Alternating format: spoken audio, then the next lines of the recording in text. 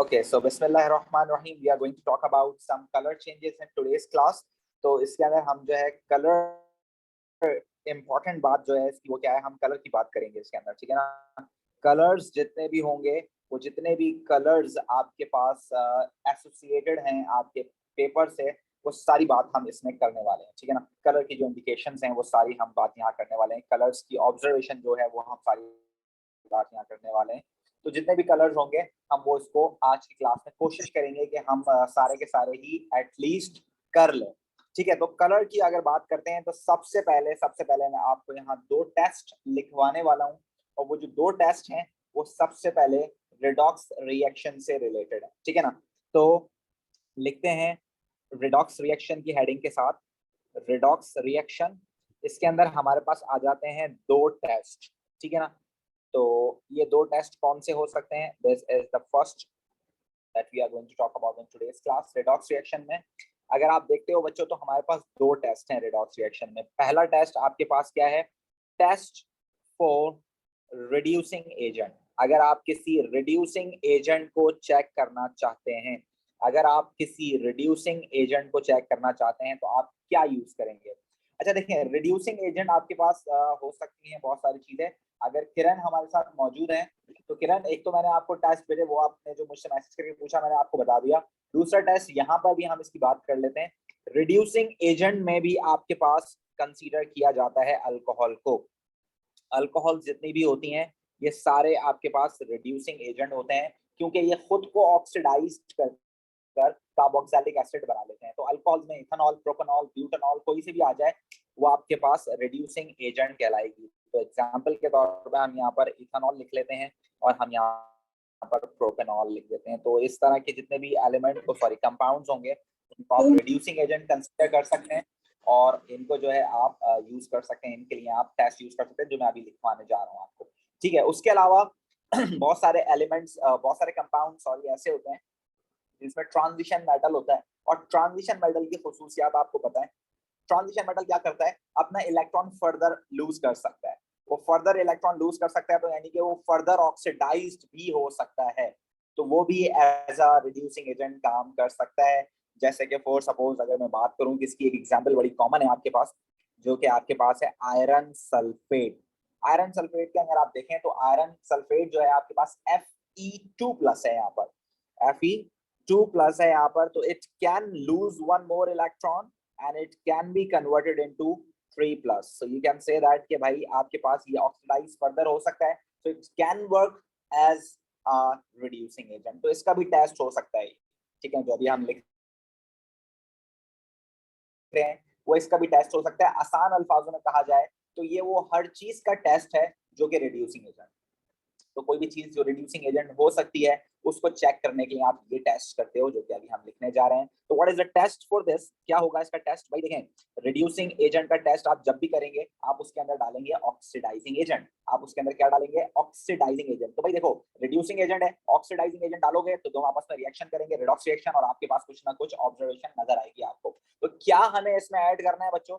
आपके पास सबसे बेहतरीन और वाहिद एक ही रह गया, आप पहले दो हुआ करते थे, अब हमारे पास सिर्फ एक ही ऑक्सीडाइजिंग एजेंट रह गया जो कि आपको याद रखना है for testing purpose, and that is potassium magnet 7। वो क्या चीज है आपके पास? पोटेशियम मैग्नेट 7, और ये हमेशा यूज होता है विद एसिड कैटलिस्ट। आप इसके अंदर एसिड यूज करते हो एज अ कैटलिस्ट, और वो एसिड आप सल्फ्यूरिक एसिड यूज कर सकते हो। तो आप क्या बोलेंगे इसको? Add acidified. आप क्या करेंगे इसके अंदर? Add acidified potassium magnet. अच्छा, जब भी आप पोटेशियम आप मैग्नेट का नाम लिखेंगे तो आप लाजमी उसके साथ उसकी ऑक्सीडेशन स्टेट लिखेंगे विच इज 7। जो ट्रांजिशन मेटल है, तो जब कभी भी ट्रांजिशन मेटल का नाम लिखा जाता है हमेशा उसका ट्रांजिशन स्टेट साथ लिखा जाता है, ये याद रखिएगा। कभी भी ट्रांजिशन मेटल का नाम लिखते वक्त उसको विदाउट ट्रांजिशन स्टेट मत लिखिएगा। जैसे ऊपर आयरन 2 सल्फेट लिखा हुआ ना, तो अगर मैं इसका नाम लिखूंगा तो इसका नाम मैं सर लिखूंगा आयरन 2 सल्फेट। ये फॉर्मूले में यूज नहीं होता ये नंबर, बट नाम लिखते वक्त आप इसको यूज करते हो, क्योंकि we know that iron sulphate तो Fe3 जो है आपके पास वाला भी हो सकता था। वो कैसे होता है? वो इस तरह से होता है, देखें Fe2SO4 थ्राइस, ये आयरन 3 सल्फेट होता है, तो उसका फॉर्मूला ही चेंज है। अगर आप सिर्फ आयरन सल्फेट लिख देंगे तो एग्जामिनर को कैसे पता चलेगा कि इसमें ऑक्सीडेशन स्टेट कौन सी और राइट फार्मूला आप किस फार्मूले की बात कर रहे हो। तो इस वजह से ये डिफाइन करना ट्रांजिशन मेटल में बहुत जरूरी हो जाता है, ठीक है ना। अब सोडियम सल्फेट होता तो we don't need to consider the 1 2 3 4 उधर लिखने की जरूरत ही नहीं होती, क्योंकि वी नो दैट सोडियम का चार्ज हमेशा +1 होता है, तो Na2SO4 ही बनने वाला है उसका फार्मूला, तो उसको लिखने की जरूरत नहीं होती, इसको जरूरत होती है, ठीक है। अब ये आप ऐड करेंगे, अगर आप चाहें तो आप लिख सकते हैं KMnO4 और उसमें फिर आपको 7 लिखने की जरूरत नहीं पड़ेगी।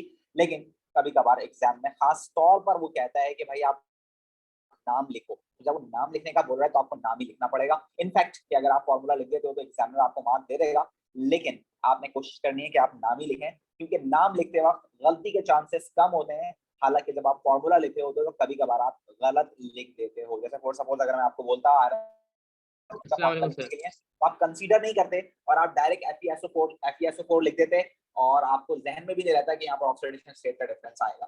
तो इसलिए मैं आपको जो है एडवाइस करूंगा कि आप हमेशा नाम लिखें, जब वो पूछे तो आप नाम उसका प्रॉपर लिखें, नाम लिखने में गलती के चांसेस कम होते हैं, ठीक है। अब इसका ऑब्जर्वेशन क्या होगा बच्चों, इसकी ऑब्जर्वेशन आपके पास होगी, वी नो दैट कि KMnO4 प्लेस क्रिकेट। वैसे मैं आमतौर पर बच्चों को कहता हूँ कि भाई KMnO4 बहुत अच्छा क्रिकेटर है, इट ऑलवेज प्लेस क्रिकेट। तो प्लेस क्रिकेट का मतलब क्या है, प्ले, P फॉर पर्पल, और क्रिकेट का मतलब है C से कलरलेस और C से क्रिकेट। सो भाई इसका कलर होता है purple, so you can say that कि पर्पल से कलरलेस हो जाता है, purple to colourless, it is going to be purple to colourless. Is that right बच्चों?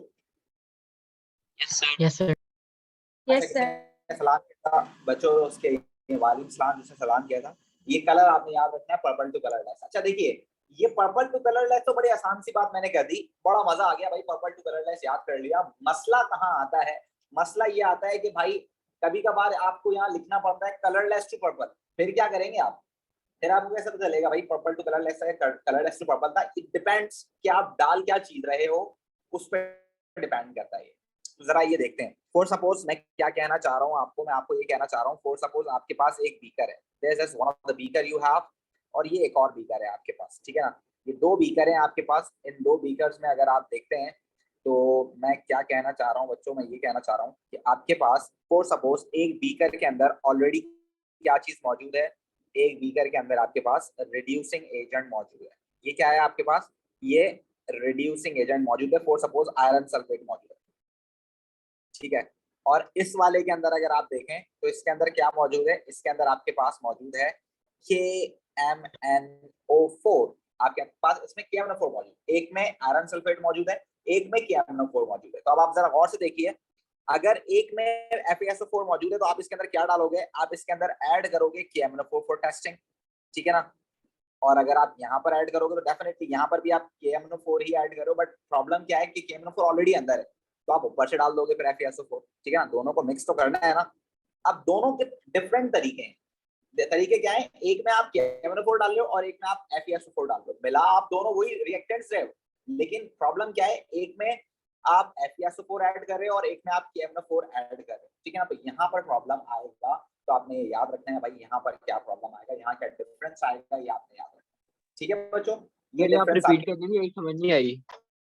जी, ये मैं कह रहा हूँ आपसे कि आप लोग यहाँ क्या कर रहे हो बच्चों, एक में आप FeSO4 डाल रहे हो और एक में आप KMnO4 डाल रहे हो, हालांकि रिएक्टेंट दोनों सेम ही, आप मिला उन्हीं दो को रहे हो, लेकिन कलर चेंज ऊपर नीचे होगा थोड़ा सा। वो क्या चेंज होगा, देखो अगर आप KMnO4 ऐड कर रहे हो, अगर आप KMnO4 ऐड कर रहे हो, आप ऊपर से क्या डाल रहे हो, KMnO4 डाल रहे हो, तो भाई पर्पल कलर आएगा, पर्पल कलर आएगा, रीच होगा। तो आप कह सकते हैं initially it would be colourless to purple. अच्छा, जब कलरलेस टू पर्पल की जब भी बात होती है ना, तो एकदम से डार्क पर्पल कलर नहीं आता है, आहिस्ता आहिस्ता अपेयर होता है पर्पल कलर ना। तो एग्जाम में आपको कई मरतबा और मार्किंग स्कीम में आपको कहीं जगह पिंक लिखा हुआ नजर आएगा, and it is the right one. जब आप ऊपर से KMnO4 ऐड कर रहे होगे तो आपके पास अचानक से पर्पल कलर नहीं आएगा, जैसे स्लाइटली सा कलर भी पर्पल की तरफ जाएगा, स्लाइटली सा पिंक भी हो जाएगा, आप वहीं स्टॉप कर देते हो। टाइट्रेशन में खासतौर पर हम ये करते हैं ATP के अंदर, कभी कभार रेडॉक्स टाइट्रेशन वो दे देते हैं एग्जाम में, ब्यूरेट के अंदर KMnO4 होता है, कभी कभार फ्लास्क के अंदर KMnO4 होता है। तो भाई अगर आप ब्यूरेट में से KMnO4 डाल रहे हो तो फ्लास्क के अंदर पर्पल कलर आना चाहिए, लेकिन जब तक पर्पल कलर आएगा बहुत देर हो चुकी होगी। तो जैसे ही हल्का सा पिंक कलर भी आएगा ना, तो आप वहीं स्टॉप कर दोगे अपनी टाइट्रेशन को, वो कलर चेंज काफी होगा आपके लिए। तो अगर आप ब्यूरेट से, मैंने तो यहाँ बीकर बनाया ताकि आसानी से बन जाए, अगर आप ब्यूरेट से ऐड कर रहे हो क्या KMnO4, तो याद रखें आपके पास colourless to pink colour would be observe, ठीक है ना। पर्पल भी लिखेंगे एक्सेप्टेबल होगा, लेकिन मैं आपको वैसे बता दूं कि एंड पॉइंट पिंक पर ही आ जाता है, पर्पल तक बहुत देर हो जाती है, बहुत डार्क कलर आने में टाइम लगता है, ठीक है। और यहाँ पर क्या होगा आप देखें, अगर फॉर सपोज आपके पास फ्लास्क के अंदर आपके पास जो है क्या नाम है पर्पल कलर है और आप उसके अंदर FeSO4 डाल रहे हो, तो ये जो पर्पल कलर होगा ये डिस्चार्ज होगा डेफिनेटली, एकदम से तो नहीं हो जाएगा कलरलेस, इसको भी पहले ये पिंक होगा फिर ये कलरलेस की तरफ जाएगा। तो आप इसको आसान अल्फाजों में ये लिख दें पर्पल कलर डिस्चार्ज, तो that would be good, that would be great, right. आप ये अच्छा रहेगा, या आपकी मर्जी है पर्पल टू पिंक लिख दें या पर्पल टू कलरलेस भी लिखेंगे तो भी एक्सेप्टेबल हो जाएगा। तो कलर चेंज तो वही है पर्पल टू कलरलेस जो हमें आराम से याद रहता है, लेकिन ATP में कभी कभार ये इस तरह से आगे पीछे कर आपको तंग करने की कोशिश करते हैं, वो सिर्फ इसी में। और अभी जो इंडिकेटर्स के कलर पढ़ाऊंगा तो उसमें भी आपको बताऊंगा यही कंडीशन। तो याद रखें जो चीज ऊपर से आ रही है, यानी कि जो चीज ब्यूरेट से आ रही है, वो कलर चेंज जो है आपने उसके साथ देखना, वो कलर बाद में आता है।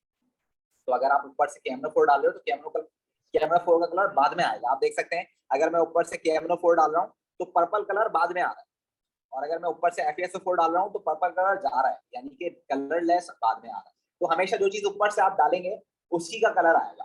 फॉर सपोज अगर मैं यूज करता हूँ क्या मिथाइल ऑरेंज, तो we know that methyl orange का कलर एसिड में रेड होता है और एल्कलीज में क्या होता है वो येलो होता है, ठीक है ना। तो अगर फॉर सपोज आप ब्यूरेट से एल्कली डाल रहे हो एनएवाई डाल रहे हो तो येलो कलर आएगा, और अगर आप ब्यूरेट से एसिड डाल रहे हो फ्लास्क के अंदर तो रेड कलर आएगा। तो this is what you need to remember कि किस चीज का कलर आपके पास आना है। ऑलराइट बच्चों, दूसरा टेस्ट आपके पास क्या है, ऑक्सीडाइजिंग एजेंट का। अच्छा इसमें ऐसी कोई मतलब प्रॉब्लम नहीं है, आप आराम से कर सकते हो। जी बेटे। सर ये KMnO4 की स्टेट क्या होती है? KMnO4 लिक्विड फॉर्म में होता है, वैसे तो वो सॉलिड होता है, उसको पानी में डिसॉल्व करके लिक्विड पर्पल कलर बनाया जाता है। Okay sir. चलें तो उसके सर ये बाद है आपके पास, KMnO4, सर जी अगर बेटे हमें बोले। KMnO4 की बॉन्डिंग का क्वेश्चन आए तो ये आयोनिक हम इसको क्लासिफाई करेंगे या तो फिर कोवलेंट? अच्छा जी, वैसे देखो KMnO4 में आपके पास एक तो पोटेशियम है, दूसरा मैग्नीज है और एक ऑक्सीजन, दो मेटल और एक नॉन मेटल है ना। तो आप इसको अगर आयोनिक कंसीडर करोगे तो that would be great, but वो इस तरह के सवाल पूछेंगे नहीं आपसे, ठीक है। Okay sir. अब आपने चेक करना है क्या बच्चों, ऑक्सीडाइजिंग एजेंट। तो अगर आप ऑक्सीडाइजिंग एजेंट चेक करना चाहते हो तो उसके लिए आपको क्या डालना पड़ेगा बच्चों, उसके लिए आपको डालना पड़ेगा रिड्यूसिंग एजेंट। और रिड्यूसिंग एजेंट हमारे सिलेबस में सिर्फ एक ही है जो कि आप यूज करोगे, और वो है aqueous potassium iodide. You can say that, add aqueous potassium iodide. आप देखें पोटेशियम ग्रुप 1 का है तो इसके लिए हमें ऑक्सीडेशन स्टेट लिखने की जरूरत ही नहीं है, क्योंकि वी नो दैट कि इसका फॉर्मूला तो भाई Ki ही होगा और कोई चांसेस ही नहीं है किसी और तरह के फॉर्मूले के। तो आप इसको इस तरह भी लिखना चाहें तो लिख सकते हैं, एक्वस पोटेशियम आयोडाइड लिखें तो ज्यादा अच्छा है, ठीक है। और इसकी ऑब्जर्वेशन क्या होगी बच्चों, पोटेशियम आयोडाइड का कलर कैसा होना चाहिए। अगर फॉर एग्जाम्पल के अभी मैं जो है नन्ना काका हूँ और मुझे कुछ भी नहीं पता के बारे में, तो भाई आम तौर पे आपको कैसे पता चलेगा कि इस सॉल्ट का कलर क्या होना चाहिए, पोटेशियम आयोडाइड का कलर क्या होना चाहिए। अबीर, क्या आप मुझे बता सकते हो? नहीं sir.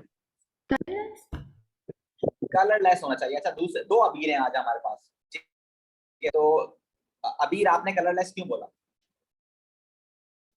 Group 1 metals are colorless. yes this is the basic difference that you need to keep remember बच्चों, कि अगर आपको नहीं भी याद है तो आप इस तरह याद रख सकते हो कि आपको पता है कि transition metals can only form coloured compounds. Transition metals coloured compounds बनाते हैं, जबकि ग्रुप 1 वाले ग्रुप 2 वाले इनके कलर नहीं होते सॉल्यूशंस ना। तो सिंपल इज दिस, ये सॉल्ट है पोटेशियम का, potassium is a part of group number 1, तो आप कह सकते हो उसके भाई ये कलरलेस होगा। तो इनिशियली ये कैसा होगा आपके पास, कलरलेस होगा। जब आप इसको ऐड करोगे किसके अंदर, किसी भी ऑक्सीडाइजिंग एजेंट के अंदर, तो ये जो है यहाँ पर रिएक्शन होगा, और रिएक्शन होने के बाद यहाँ पर आयोडीन गैस रिलीज होगी। तो आयोडीन गैस का कलर कैसा होता है, ब्राउन। तो it is going to change into colourless to brown. Initially आपके पास आयोडाइड थे, ठीक है ना। अभी जो आयोडाइड है ये किस में कन्वर्ट हो गया, आयोडीन में कन्वर्ट हो गया। इस वजह से ये आपके पास क्या आएगा कि यहाँ पर इनिशियली आपके पास कलरलेस था मामला, और अब जो है ये ब्राउन कलर यहाँ पर अपेयर हो गया है just because of the bromine बन रही है यहाँ पर। ऑलराइट बच्चों, सर ये एनायन सर ये मॉलिक्यूल में कैसे कन्वर्ट हुआ? By loss of electron definitely आपके पास रिडॉक्स रिएक्शन हो रहा है ना, आप टेस्ट कर रहे हो ऑक्सीडाइजिंग एजेंट को, ऑक्सीडाइजिंग एजेंट वहां मौजूद है, आपने ऊपर से रिड्यूसिंग एजेंट डाला, दोनों आपस में रिएक्ट करेंगे, loss of electron gain of electron occur होगा, तो आपके पास आयोडीन बन जाएगा डेफिनेटली। दूसरी चीज बनेगी यहाँ पर, but we are not going to mention that क्योंकि हम तो सिर्फ उस चीज की बात कर रहे हैं जिसका कलर चेंज हुआ है यहाँ पर। ठीक है भाई? Okay sir, got it. बच्चों किसी को किसी तरह को कोई मसला है? रिडॉक्स रिएक्शन में सिर्फ ये दो टेस्ट हैं जो कि आपको याद रखना है, सिर्फ यही दो कलर चेंज हैं जो कि आपको पता होना चाहिए। तो अगर आपको कोई मसला है तो मुझे बताइए, या हम आगे चलें? All clear sir. All clear. चलें, बेहतरीन हो गया। चले आगे चलते हैं, फिर नेक्स्ट की तरफ चलते हैं। नेक्स्ट की अगर हम बात करें तो नेक्स्ट के अंदर सबसे पहले हम जो है बात कर लेते हैं प्रेजेंस ऑफ वाटर की, क्योंकि ये नई चीज है तो आपके पास ये पेपर में आ सकती है, तो ये बात करना जरूरी है। तो test for the presence of water, अभी हम रिडॉक्स रिएक्शन की बात कर रहे थे, अब हम किसकी बात करेंगे? Test for the presence of water. अब हम किसकी बात करेंगे? Test for the presence of water. पीछे वाला पेज जरा आएगा बेटा, ये पीडीएफ आपको मिल जाएगी, डोंट वरी अबाउट दैट, मैं आपको साइन कर दूंगा। ठीक है सर इसके लिए कोबाल्ट टू क्लोराइड और वो copper anhydrous copper sulphate. Yes, ऐसी है, बिल्कुल ऐसी है। हमारे पास इसके दो टेस्ट हैं। एक टेस्ट आपके पास क्या है? एनहाइड्रस कॉपर सल्फेट वाला, और एक टेस्ट आपके पास कोबाल्ट टू क्लोराइड पेपर वाला है। ठीक है, आप बिल्कुल ठीक कह रहे हो। चलें अब हम इसको टेस्ट कर लेते हैं। और टेस्ट नंबर 1 क्या है? Using anhydrous copper 2 sulphate. अब देखें, मैं यहाँ पर कॉपर 2 सल्फेट क्यों लिख रहा हूँ? क्योंकि कॉपर आपके पास एक ट्रांजिशन मेटल है, ठीक है, तो इसलिए यहाँ पर ये लिखना जरूरी है। चलें देखते हैं टेस्ट क्या है आपके पास। टेस्ट में आप क्या लिखेंगे? You need to write add anhydrous copper 2 sulphate, right, और वो जो भी चीज होगी उसके अंदर आप ऐड कर सकते हैं एनहाइड्रस कॉपर 2 सल्फेट। आप एनहाइड्रस कॉपर 2 सल्फेट ऐड करोगे तो आपके पास इनिशियली आपको ये बात भी याद रखनी है कि कॉपर 2 सल्फेट जो होता है आपके पास, अगर वो एनहाइड्रस हो, एनहाइड्रस मतलब कि जिसके पास पानी ना हो, ठीक है ना, विदाउट वाटर मॉलिक्यूल्स ये हो, तो वो होता है आपके पास व्हाइट पाउडर। कैसा होता है वो? White powder. और जब आप उसमें पानी ऐड करोगे तो उसका कलर चेंज कैसा हो जाएगा भाई? व्हाइट, सर ब्लू हो जाएगा। यस, तो आप क्या लिखेंगे? White Blue, sir. Powder changes to blue crystals, changes to blue crystal. ये जो व्हाइट पाउडर होगा ये ब्लू क्रिस्टल्स में कन्वर्ट हो जाएगा।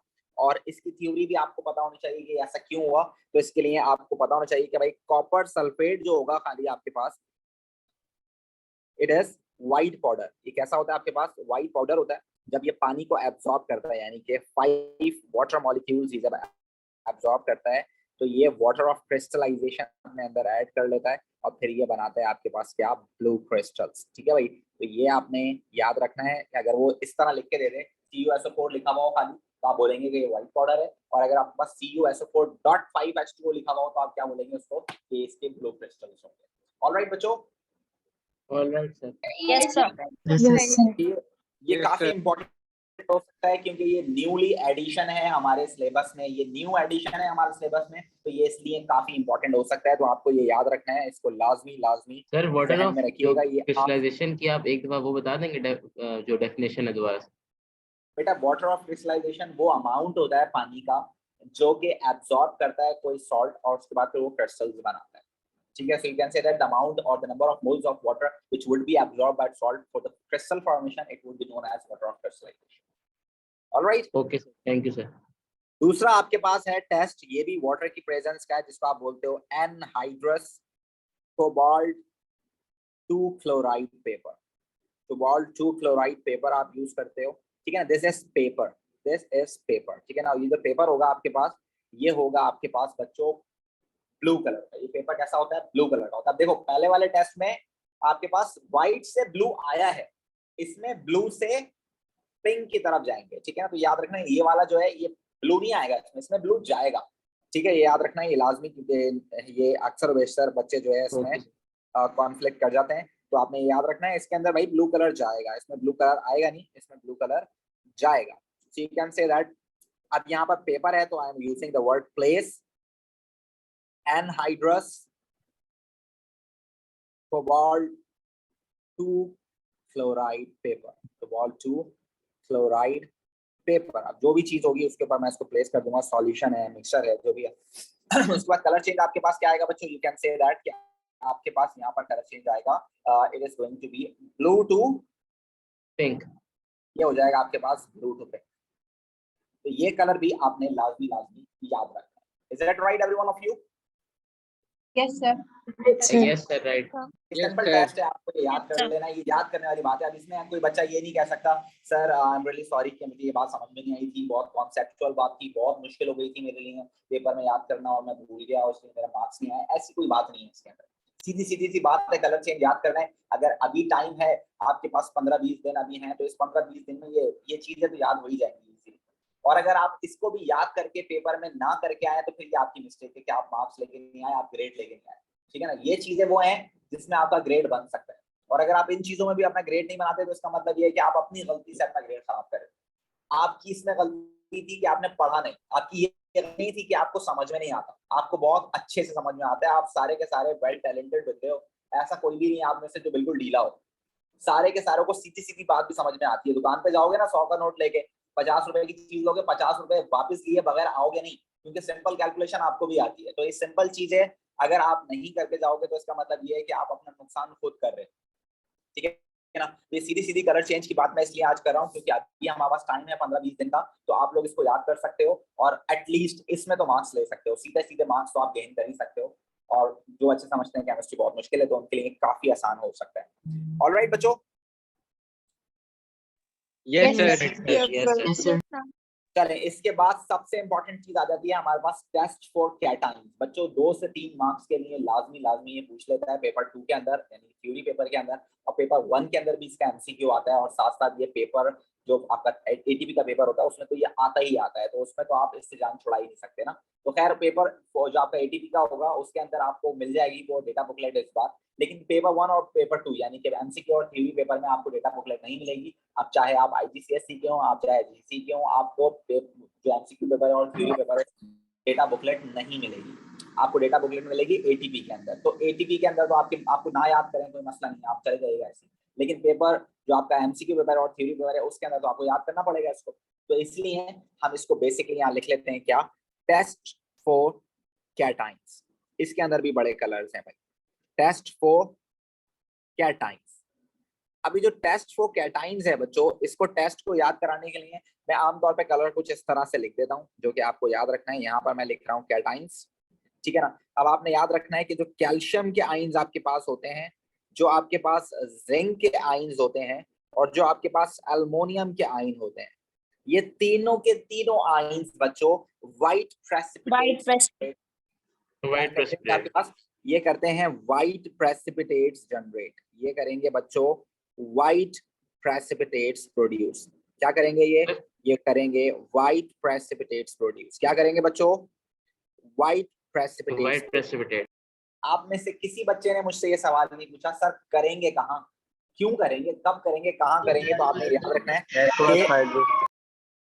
यस सबसे पहले आप इसमें ऐड करेंगे NaOH। आप क्या ऐड करेंगे इसमें? NaOH। और सेकेंडली आप इसमें ऐड करेंगे अमोनिया। अब इनको ऐड करने के भी 2 तरीके होते हैं। पहले आप ऐड करते हो फ्यू ड्रॉप्स जिसके अंदर आपके पास ये कलर चेंज आता है, ठीक है ना। और फिर आप ऐड करते हो एक्सेस जिसके अंदर आप बात करते हो सॉल्युबिलिटी, एक्सेस के अंदर आप सॉल्युबिलिटी की बात करते हो। फिर दोबारा से आप फ्यू ड्रॉप्स ऐड करते हो जिसके अंदर आप कलर की बात करते हो। उसके बाद फिर आप एक्सेस ऐड करते हो जिसके अंदर आप सॉल्युबिलिटी की बात करते हो, ठीक है भाई। तो आपने याद रखना है कि सबसे पहले आपके पास व्हाइट प्रेसिपिटेट्स प्रोड्यूस होंगे इन तीनों के, ठीक है ना। और एक्सेस में आपके पास कैल्शियम कैसा होगा बच्चों? Insoluble. Sir insoluble in excess. तो ये कैल्शियम का टेस्ट तो यही हो गया, कैल्शियम का टेस्ट तो यही हो गया, स्टार्ट में ही हो गया कि it would produce white precipitates with sodium hydroxide and that would B insoluble in excess. तो ये हो गया आपके पास कैल्शियम का टेस्ट। 2 मार्क के लिए पूछेगा, आपको पता होना चाहिए। कैल्शियम का टेस्ट क्या लिखोगे आप लिखोगे white precipitates would be produce in sodium hydroxide that would B insoluble in excess, ठीक है ना। अमोनिया की बात नहीं करेंगे इसकी क्योंकि ये यहीं पर आइडेंटिफाई हो गया, ठीक है। अब जिंक का मसला क्या है? जिंक वाले जो हैं एक्सेस NaOH में सॉल्युबल हो जाते हैं, अल्मोनियम वाले भी एक्सेस NaOH में क्या हो जाते हैं, सॉल्युबल हो जाते हैं। ठीक है, अब हमें मजबूरी अमोनिया वाला टेस्ट करना पड़ता है, हमें सेकंड टेस्ट करना पड़ता है, क्योंकि अभी भी आइडेंटिफाई नहीं हुआ कि भाई जिंक है या अल्मोनियम है। चलो कैल्शियम होता तो आइडेंटिफाई हो गया, लेकिन जिंक और अल्मोनियम का भी आइडेंटिफाई नहीं हुआ, तो उन दोनों को भी अगर आपने आइडेंटिफाई करना है तो आपको अमोनिया वाला टेस्ट करना पड़ेगा। तो अमोनिया वाला टेस्ट में जब आप अलग से टेस्ट ट्यूब लेते हैं और उसके अंदर आप थोड़ा सा जो है क्या नाम है फ्यू ड्रॉप्स अमोनिया डालते हैं, तो खास बात ये है कि भाई ये दोनों दोबारा से व्हाइट प्रेसिपिटेट्स जनरेट करते हैं, दोनों ही दोबारा से व्हाइट प्रेसिपिटेट्स जनरेट करेंगे। And you need to keep remember when you made it excess, तो ये दोबारा से सॉल्युबल हो जाएगा, जबकि अल्मोनियम आपके पास इनसॉल्युबल रहेगा। ठीक है, तो अगर आप चाहें तो जिंक के लिए तो दोनों में से कोई भी टेस्ट लिखने चलेगा, लेकिन अल्मोनियम वाले में भी दोनों चलेंगे, एक्सेप्टेबल होते हैं, एग्जाम में मार्किंग स्कीम में गिवन होते हैं दोनों। लेकिन मैं आपको एडवाइस करूंगा कि आप तीसरा वाला मतलब दूसरा वाला लिखें, which is showing you the exact path. वो आपको सही बात बता रहा है। वो क्या कह रहा है आपसे, वो कह रहा है कि भाई आपके पास अमोनिया के अंदर aluminium ions white precipitates show करते हैं और इनसॉल्युबल इन एक्सेस हो जाते हैं। तो that would be great for you कि अगर आप ये वाली बात लिखते हैं तो ये बेस्ट हो जाएगा। ठीक है बच्चों, इज दैट क्लियर? सर ये जो कैल्शियम का जो टेस्ट है सर, इसमें हम जो एक्वस अमोनिया के अंदर जो हम टेस्ट क्यों नहीं कर रहे, और इसके अगर अंदर हम करेंगे भी तो सर वो मतलब सेम ही होगा ना, वाइट और इनसॉल्युबल? कैल्शियम के अंदर? जी सर। जी बेटे, कैल्शियम के अंदर ऑलरेडी आपके पास आइडेंटिफाइड हो गया है वो शुरू में ही, तो इसलिए हमें जरूरत ही नहीं पड़ी उसकी करने की। हाँ, अगर आप चाहें तो कर सकते हैं, सेम आंसर आएगा। Okay sir, thank you. चलें तो फिर आगे चलते हैं बच्चों। आगे चलते वक्त जब हम बात करते हैं तो आगे हमारे पास बात आ जाती है किसकी, आगे हमारे पास बात आ जाती है दूसरे कैटाइंस की, जो कि ज्यादा इंपॉर्टेंट आपके लिए हो सकता है। दूसरे वाले कैटाइंस जो आपके पास ज्यादा इंपॉर्टेंट हो सकते हैं वो आप याद रखें। सबसे पहले आपके पास आ जाता है क्या, सबसे पहले आपके पास आ जाता है आयरन 2+ और क्रोमियम 3+। ये बहुत इंपॉर्टेंट है, बहुत ज्यादा इंपॉर्टेंट है, ये आपने याद रखना है। ये बहुत ज्यादा इंपॉर्टेंट क्यों है, क्योंकि ये आपके पास कहीं पर भी आ सकता है। आपको याद रखना है कि जहां जहां आपको आयरन 2+ के सॉल्ट्स नजर आएंगे, जहां जहां आयरन 2+ के सॉल्ट नजर आएंगे, आप कह सकते हैं कि इसका ग्रीन कलर। ठीक है, जैसे कि आयरन 2 सल्फेट अभी हमने पीछे देखा था, तो अगर आप चाहें तो आयरन 2 सल्फेट को ग्रीन कलर कहें, I will accept, light green colour का सॉल्ट होता है। ठीक है, तो यू कैन से दैट कि जब भी आप इसमें सोडियम हाइड्रोक्साइड डालोगे या अमोनिया डालोगे, दोनों ही ग्रीन प्रेसिपिटेट्स देंगे। ठीक है ना, अगर आप अमोनिया डालते हो चाहे आप क्या डालते हो, सोडियम हाइड्रोक्साइड डालते हो, दोनों में ही ग्रीन प्रेसिपिटेट्स आएंगे और क्रोमियम के भी ग्रीन प्रेसिपिटेट्स आएंगे। तो इसलिए मैंने दोनों को साथ लिखा है ताकि आप लोगों को आसानी हो याद करने में। तो ये दोनों आपके पास ग्रीन प्रेसिपिटेट्स बनाएंगे।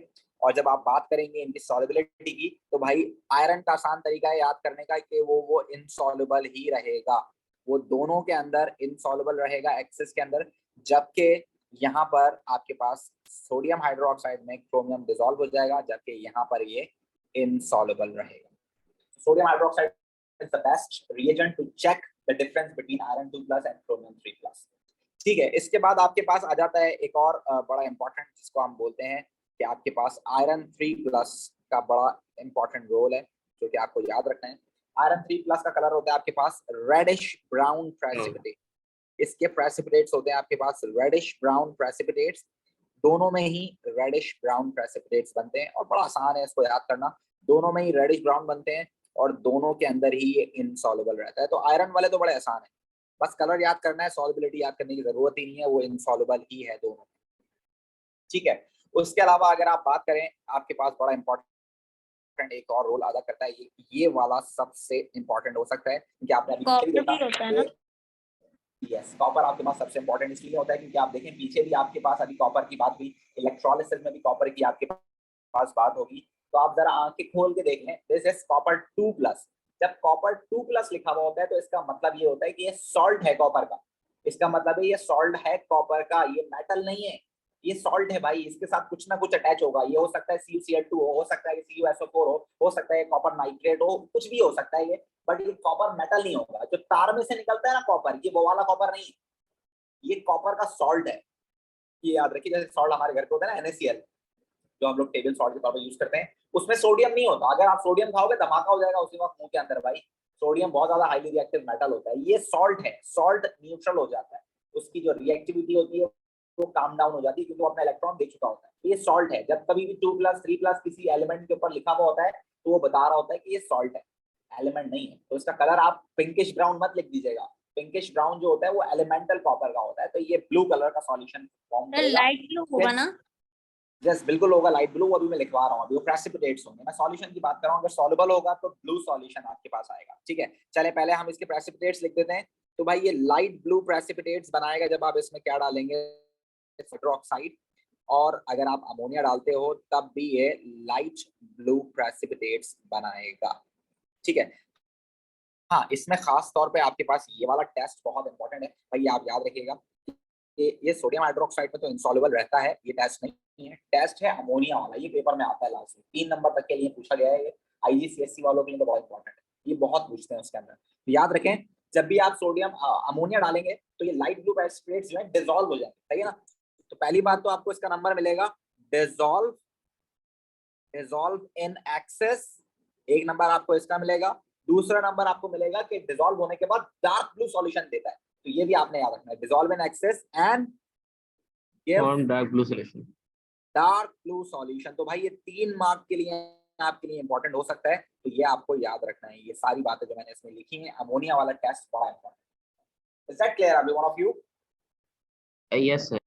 Yes yes sir.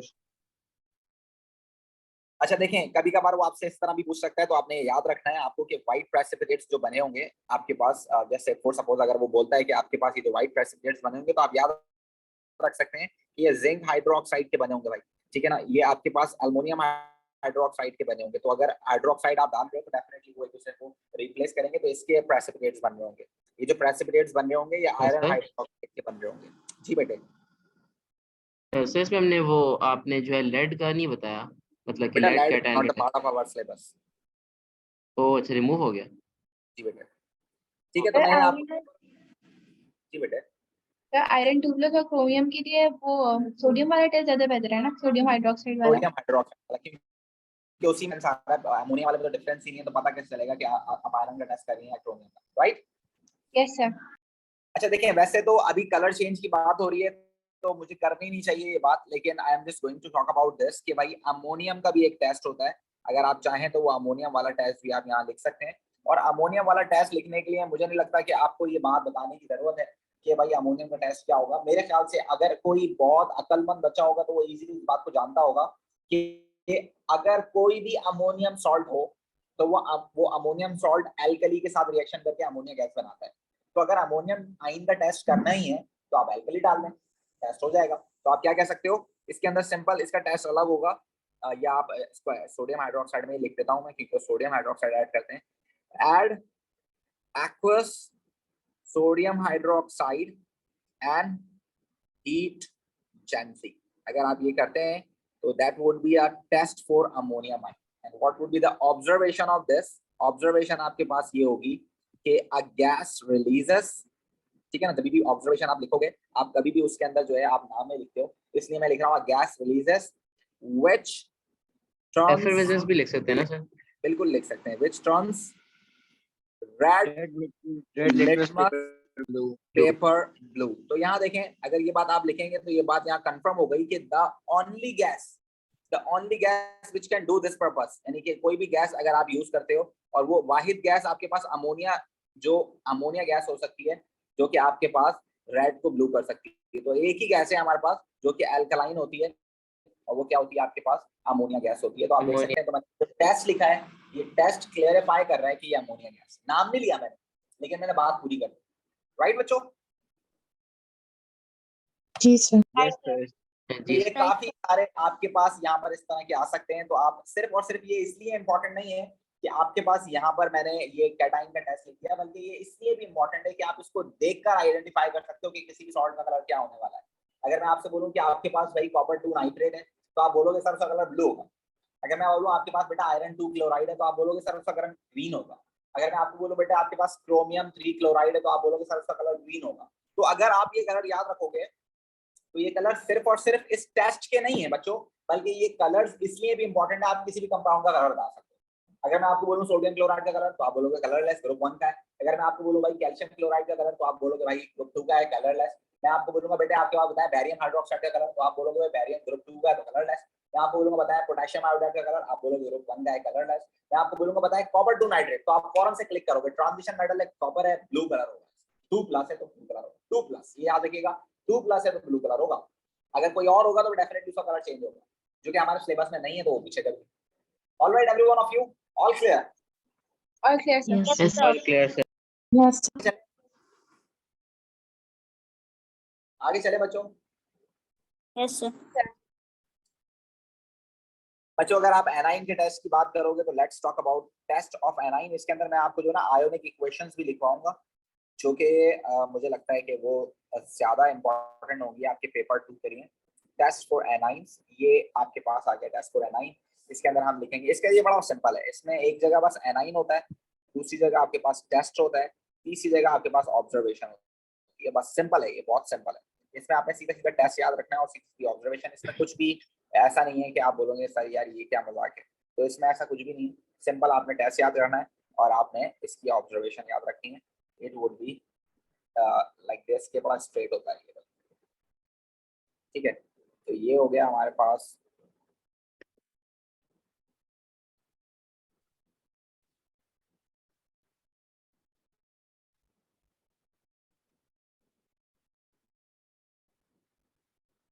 चलो भाई स्टार्ट करें बच्चों। Yes, sir.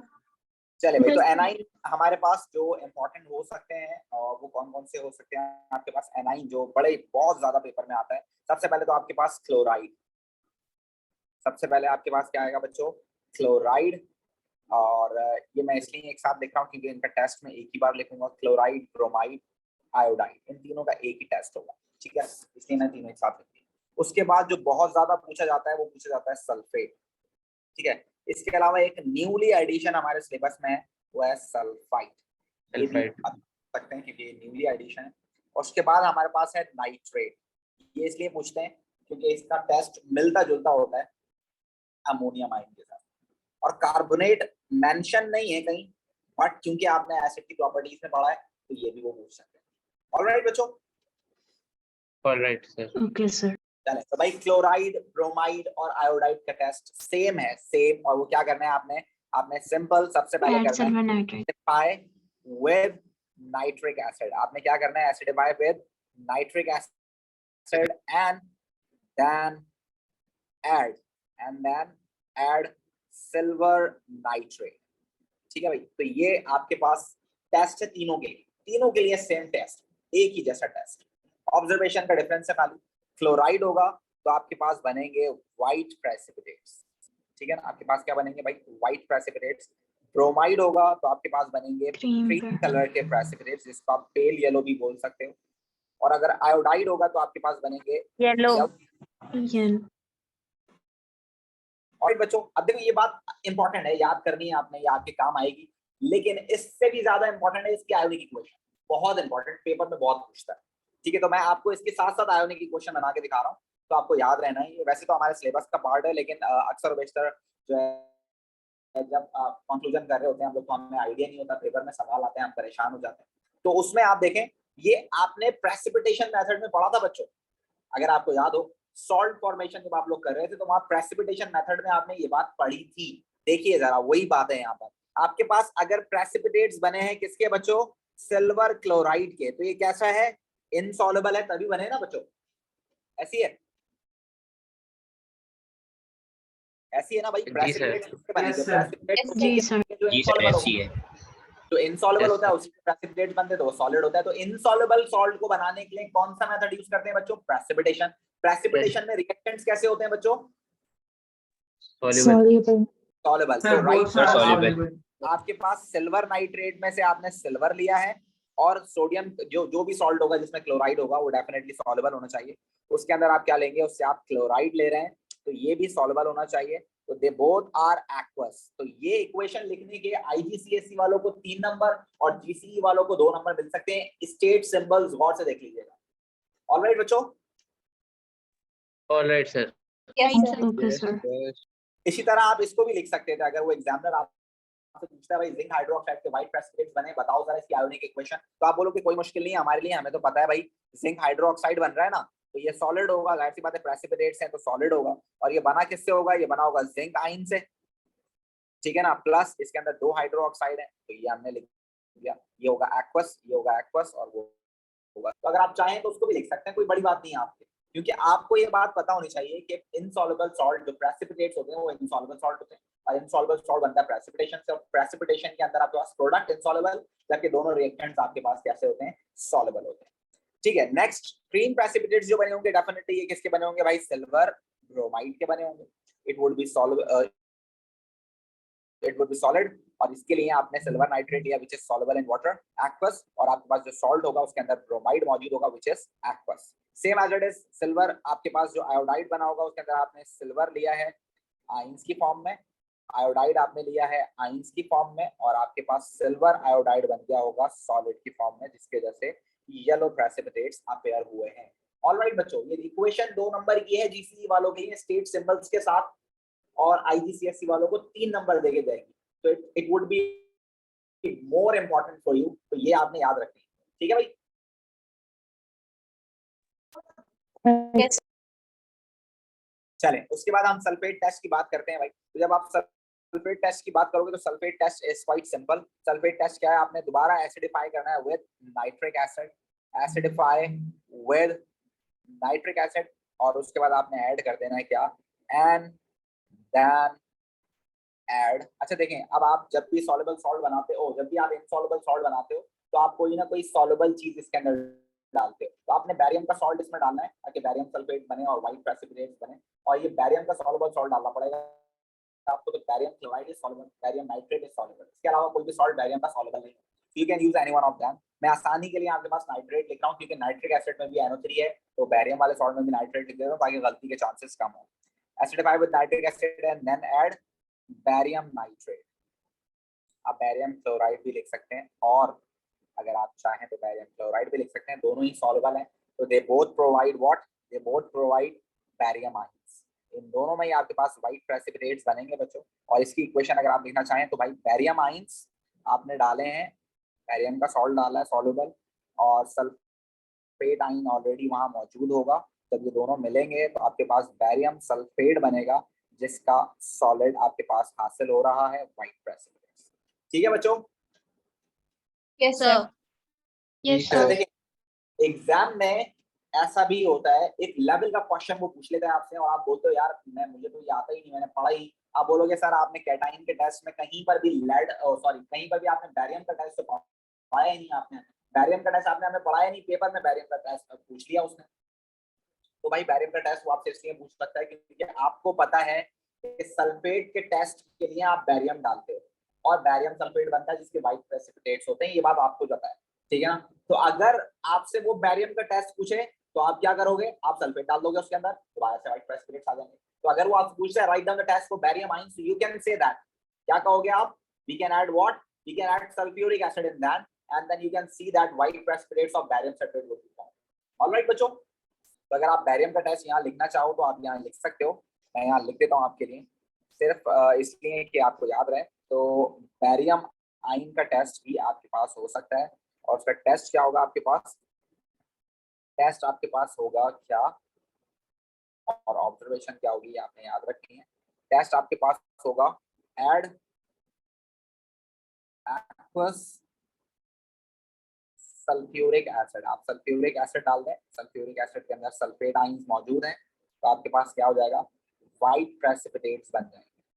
राइट बच्चों, ठीक है जी सर। तो ये वैसी एक बात है कि अगर बहुत कोई मुश्किल सवाल वो पूछेगा तो इस तरह भी वो पूछ सकता है, ठीक है।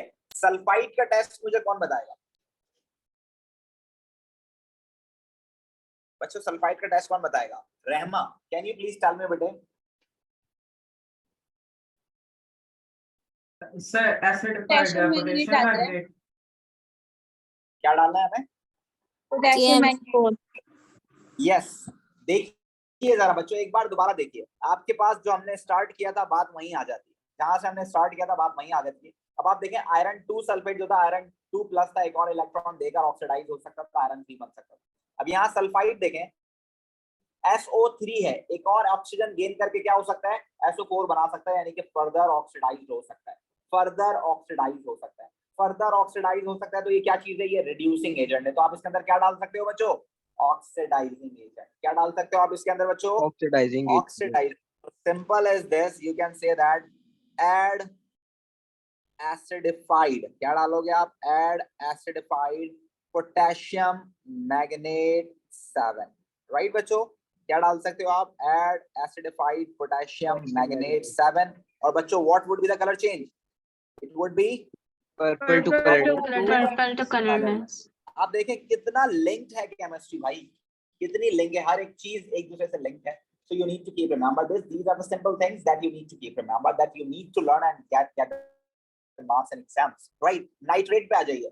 नाइट्रेट का टेस्ट अभी मैंने आपको थोड़ी देर पहले बताया था कि अमोनियम और नाइट्रेट का टेस्ट सेम होता है। The only difference is ammonium foil, आपने अमोनियम फॉइल डालनी होती है इसके अंदर। Simple as this. What you need to do? You need to add aqueous sodium hydroxide plus aluminum foil. अब एल्युमिनियम फॉइल डालें and then heat gently and heat gently। तो बच्चों ऑब्जर्वेशन क्या लिखेंगे, Effervescence. यस आप सिंपल वो लिखेंगे gas release that turns a gas releases that turns red litmus paper blue. Red litmus paper blue. red litmus paper blue। Very good. ये अगर आप इस तरह लिखोगे ना तो आपको ये याद रहेगा कि the only gas which can turn red litmus paper into blue is ammonia gas। तो ये इसलिए भी इंपॉर्टेंट है, ये पेपर में आती है बात, ठीक है। उसके बाद कार्बोनेट आयन का टेस्ट, दोबारा चलते हैं एसिड की प्रॉपर्टीज की तरफ। तो भाई एसिड अगर किसी भी कार्बोनेट में डालते हो तो क्या बनता है बच्चों, Carbon dioxide. डाइऑक्साइड। अगर आपको किसी कार्बोनेट को टेस्ट करना हो तो आप क्या करते हो, इसके अंदर ऐड डाइल्यूट Dilute HCl। हम इसमें हाइड्रोक्लोरिक एसिड डाल देते हैं, that would be easy to remember. Add dilute hydrochloric acid and what would you observe, इसमें भी टेस्ट उसी तरह लिखेंगे, a gas lime water carbon dioxide का test. yes that Yes, carbon dioxide, ठीक है ना, that turns lime water milky. lime water को क्या करेगी भाई, Sir? milky। जी बेटे, सर अगर ऑब्जर्वेशन के आए तो हम इसमें सिंपल एफरेंसेस लिख सकते हैं। अच्छा देखो अगर सिर्फ टेस्ट आता है ना 2 मार्क के लिए, तो अगर आप एफरेंसेस भी लिखोगे तो 1 मार्क की ऑब्जर्वेशन हो गई और 1 मार्क की आपके पास क्या हो गई, टेस्ट हो गया, तो 2 नंबर आपको वैसे मिल जाते हैं। लेकिन अगर 3 नंबर के लिए हो तो फिर आप ये बात लिखें ताकि उसमें डिफाइन हो जाए कि आपके पास ये, और अगर उसने मेंशन कर दिया कि गैस का नाम भी बताना है तो फिर तीसरा नंबर उसका होता है, ठीक है। Yes sir, okay. आगे चले बच्चों, जी सर। जी जरा मुझे बताइए मेरे होनहार बच्चों, चलो अब हमारे पास काम की चीज क्या है बच्चों, हमारे पास देखो आपने इनिशियली रिडॉक्स रिएक्शन कर लिया, test for the presence of water कर दिया, test for cation, test for anion कर लिया। अब हम कोशिश करते हैं किसके बारे में बात करने की, इंडिकेटर्स के कलर चेंज की। किसकी बात करेंगे हम, इंडिकेटर्स के कलर चेंज की। तो ये इंडिकेटर के कलर चेंजेस जो होते हैं ये हर एक इंसान को परेशान करते हैं, तो ये आपने याद रखना है। अभी हम सबसे पहले बात करेंगे किसकी, हम पहले बात करेंगे एसिड टू, या हम इसको लिख लेते हैं आसान अल्फाजों में, एसिड एडेड टू एल्कलीज, ठीक है ना। अब हम क्या कर रहे हैं, हम ब्यूरेट से एसिड डाल रहे हैं, ठीक है ना, हम ब्यूरेट में एसिड ले रहे हैं, ठीक है ना, यानी कि acid added to the alkali from burette भी लिख देते हैं, चले आसानी के लिए आपकी, फ्रॉम ब्यूरेट। हम ब्यूरेट से क्या डाल रहे हैं, एसिड डाल रहे हैं, ठीक है ना, यानी कि ब्यूरेट के अंदर एसिड मौजूद है, ये याद रखना है। तो कलर चेंज जो भी आएगा वो एसिड का बाद में आएगा, ठीक है भाई। तो चलें बात करते हैं सबसे पहले पहला इंडिकेटर जो है आपके पास वो कौन सा है, हमें जो याद रखना है सबसे पहले है लिटमस सॉल्यूशन। लिटमस सॉल्यूशन, बताइए बच्चों कौन सा कलर आएगा आपके पास, which colour is going sir blue to red. Yes, blue to red. the color which is going to appear is blue to red। Very good. अगर मैं बात करूं यूनिवर्सल इंडिकेटर की यानी कि पीएच वाले की, तो उसके अंदर भी कौन सा कलर आएगा बच्चों, Red sir. Sir blue to red. Red colour appears, red colour appears, ठीक है ना। इसमें हम ब्लू टू रेड नहीं लिख सकते क्योंकि उसके अलग अलग कलर्स होते हैं। उसके बाद अगर मैं बात करूं किसकी, मिथाइल ऑरेंज की, किसकी बात करूं मैं, मिथाइल ऑरेंज की, तो कौन सा कलर आएगा बच्चों, yellow to red, yellow to red आएगा, ठीक है ना। इसको आप ऑरेंज लिखेंगे तो एक्सेप्टेबल हो सकता है, बट रेड लिखे तो ज्यादा अच्छा है, ठीक है। उसके बाद लास्ट में मैं लिख रहा हूँ कौन सा बच्चों, thymolphthalein which is the new addition. तो ये लाजमी आप देखिएगा पेपर में आपसे वो पूछेगा, लाजमी पूछेगा। तो इसका कलर होता है कलरलेस एसिड में, तो आप बोलोगे ब्लू टू कलरलेस। कलरलेस। ये 4 कलर आपने याद रखने हैं, और अगर आप मेरी इस बात को याद रखते हैं तो it would be easier to predict the colour of acid in different indicators. आप इस बात को याद रख सकते हैं। Only thymolphthalein is colorless in acid. Only thymophthalein is colorless in acid, while all indicators show red color. आप ये याद रखेंगे तो आपको आसानी से एसिड का कलर बताने में बहुत आसानी हो सकती है आपको, ठीक है भाई। Right. Yes, sir. ठीक है। सेकेंडली आपके पास क्या है, आप कह सकते हैं alkali added to acids. Now what I am saying that from burette you are adding alkali, जो कि नॉर्मली ज्यादातर इसी तरह की बात वो आपके पास एग्जाम में एटीपी के अंदर पूछता है, ठीक है ना। तो आपने याद रखना है, इसके भी कलर चेंजेस आपने याद रखना है। तो लिटमस सॉल्यूशन की बात करेंगे आप, तो लिटमस सॉल्यूशन में आपके पास ब्लू कलर अब आएगा, ठीक है ना। ब्लू कलर आपके पास अब आएगा। तो you can say that litmus solution की अगर आप बात करें, you can say that red to बच्चों blue, right sir. Red to yes sir, right. उसके बाद अगर आप यूनिवर्सल इंडिकेटर की बात करेंगे तो इसमें हम क्या बोलेंगे, यूनिवर्सल इंडिकेटर में आपके पास ब्लू कलर अपीयर होगा, ठीक है। You can say that blue colour appears, ठीक है। अब देखो मैं यहाँ पर मिथाइल ऑरेंज नहीं लिखूंगा, पहले मैं आपको पहले थाइमोफ्थलीन लिख के दिखाऊंगा, क्योंकि जो स्ट्रेट कलर्स आ रहे हैं पहले मैं वो लिखूंगा, उसके बाद फिर जो लास्ट चेंज कलर है वो लिखूंगा। तो थाइमोफ्थलीन के अंदर कैसा कलर आएगा बच्चों, थाइमोफ्थलीन में आपके पास कलरलेस टू ब्लू आएगा, ठीक है ना, कलर टू ब्लू। और अगर आप बात करोगे मिथाइल ऑरेंज की बच्चों, तो मिथाइल ऑरेंज में आपके पास आएगा रेड टू येलो, तो सिंपल एज दिस। अगेन अगर आप मेरी बात याद रखते हैं, ये एक इंपॉर्टेंट पॉइंट अगर मैं दोबारा यहाँ लिखूं नोट, तो अगर आप इस बात को याद रखते हैं तो आपके लिए काफी इंपॉर्टेंट ये बात हो सकती है that only methyl orange shows yellow colour and the rest of all will show you blue colour in alkalis, right? Only methyl orange is yellow, while all show blue color. All right बच्चों, sir इसके लिए कोई वो नहीं है जो होता है